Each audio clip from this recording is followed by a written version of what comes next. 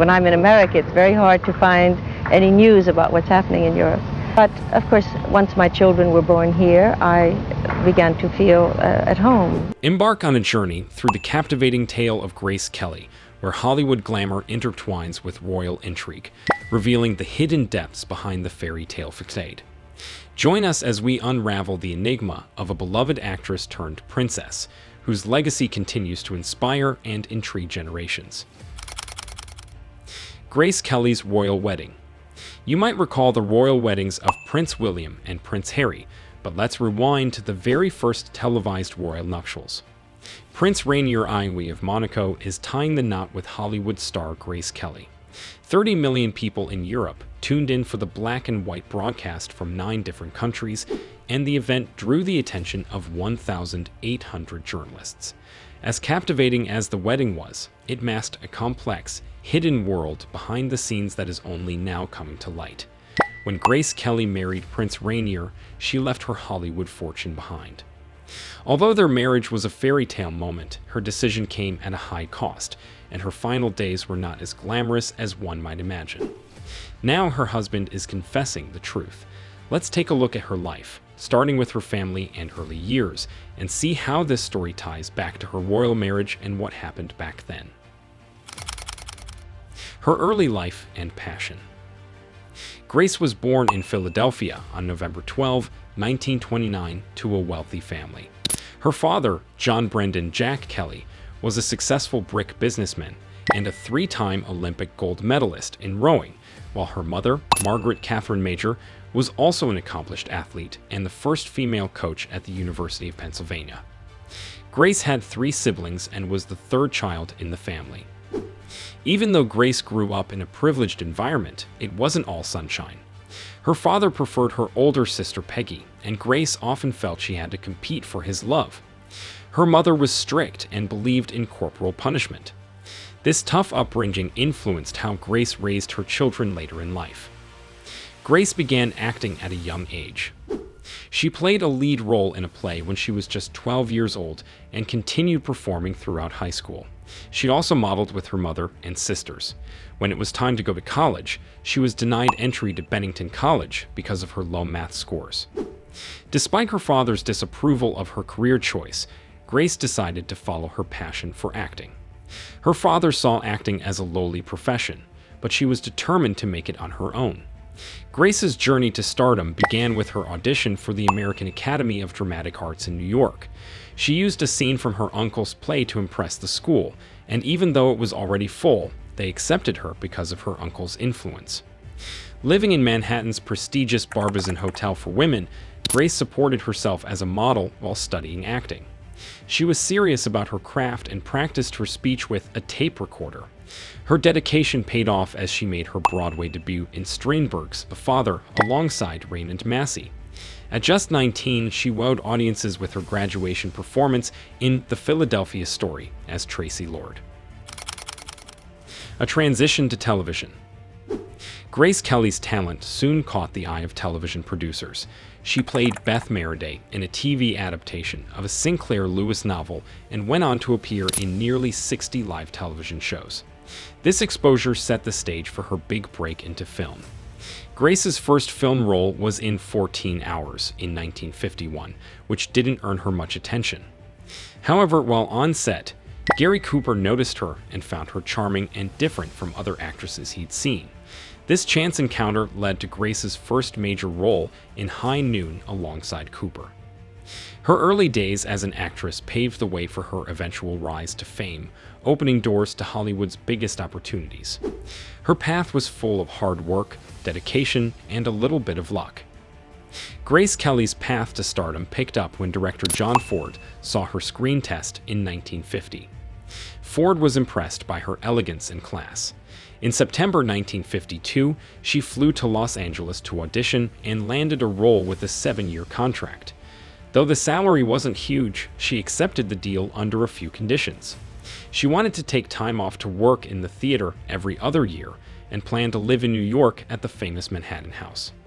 2 months later, Kelly and the rest of the cast were off to Nairobi to start filming Mogambo.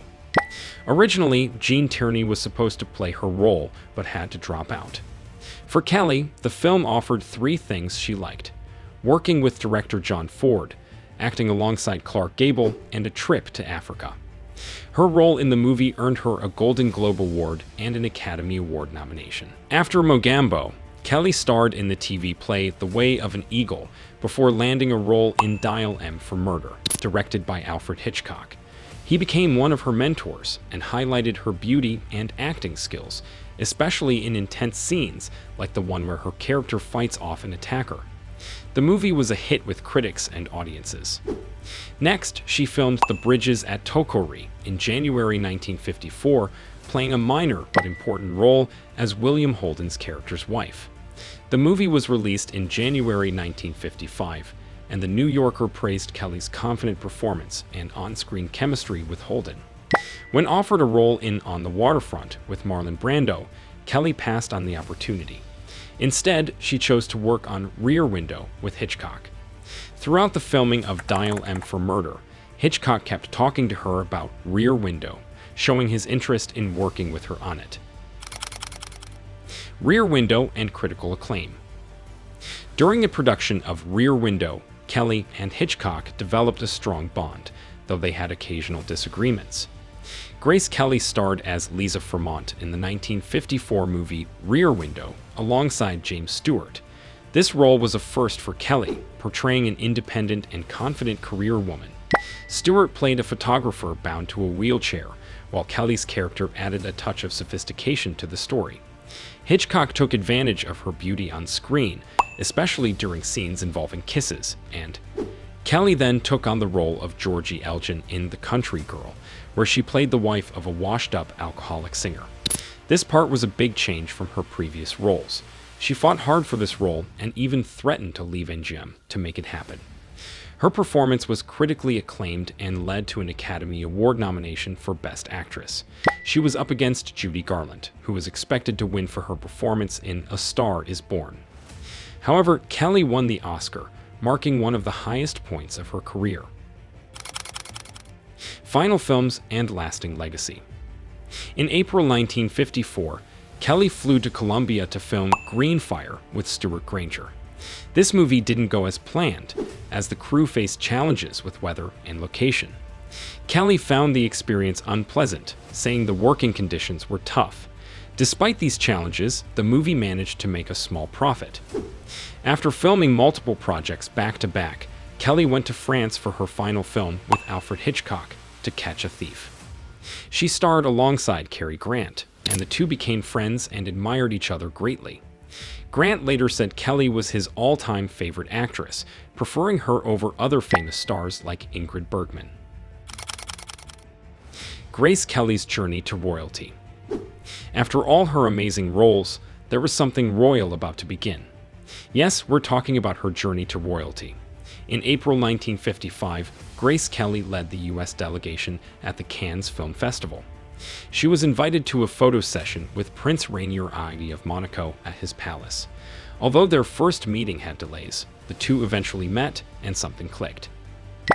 At the time, Kelly was romantically involved with French actor Jean-Pierre Holland, so it wasn't exactly love at first sight. After meeting Rainier, Kelly returned to America to work on The Swan, where she played a princess. Meanwhile, she and Rainier started writing letters to each other, and their romance blossomed. Rainier later visited the U.S., where he met Kelly's family.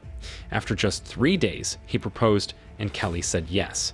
The press quickly dubbed it the wedding of the century. Getting married wasn't a simple affair. It was after many years that the truth came out. Kelly and her family had to provide Rainier with a $2 million dowry to proceed with the marriage. They scheduled the religious wedding for April 19, 1956. News of the engagement was a huge sensation, although it meant an end to Kelly's film career. Even Alfred Hitchcock joked that he was happy Kelly found such a good part in life. The Palace of Monaco was spruced up and redecorated in preparation for the big day. On April 4, 1956, Kelly left New York on the ocean liner Constitution for the French Riviera with her family, bridesmaids, and her poodle. They had 80 pieces of luggage with them, and thousands of fans came to see them off. Upon arrival in Monaco, over 20,000 people lined the streets to greet the future princess. That same year, MGM released Kelly's final film, High Society, a musical comedy based on the Philadelphia story. The movie included a memorable duet between Kelly and Bing Crosby called True Love, written by Cole Porter. This marked the end of Kelly's Hollywood career as she stepped into her new role as Princess Grace of Monaco. Grace Kelly as Princess Grace of Monaco. Grace Kelly's journey from Hollywood star to Princess Grace of Monaco was truly a fairy tale to begin with, but soon turned upside down to meet the requirements of French law and the Roman Catholic Church. Grace and Rainier had both a civil and religious wedding. The civil ceremony took place on April 18, 1956, in the Palace Throne Room of Monaco. This 40-minute event was broadcast all over Europe. The following day, the religious ceremony was held at St. Nicholas Cathedral. Grace's wedding dress was designed by MGM's Helen Rose and took 6 weeks for 36 seamstresses to complete. The guest list included many high-profile names like David Niven, Ava Gardner, and Conrad Hilton. The wedding was watched by around 30 million people on television. Afterward, Grace and Rainier left for a 7-week honeymoon on Rainier's yacht. During their marriage, they were blessed with 3 children, Caroline, Albert, and Stephanie. As Princess of Monaco, Grace took her new role seriously. She founded ANMADE Mondial, a nonprofit organization that supports the well-being of children around the world. We all know that after her marriage, Grace stopped acting, but it was partly due to her husband's preference. Prince Rainier even banned her films from being shown in Monaco. This was a big change for Grace, as she had planned to keep acting even after her wedding, but she decided to respect her husband's wishes. In the 1960s and 70s, Grace made a few appearances in film and TV, such as narrating the documentary The Children of Theatre Street. However, her opportunities were limited due to Prince Rainier's disapproval of her continuing an acting career. Grace played a key role in promoting the arts in Monaco. She supported local artists and helped create the Princess Grace Foundation. She also spoke up for the La Leche League, an organization promoting breastfeeding.